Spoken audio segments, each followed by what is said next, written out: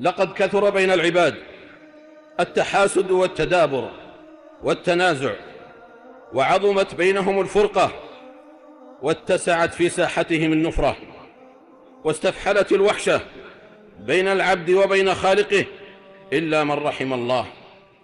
لقد كثرت معاصينا لله في الرخاء، فصرنا لا نلجأ إليه إلا في الشدة والضراء.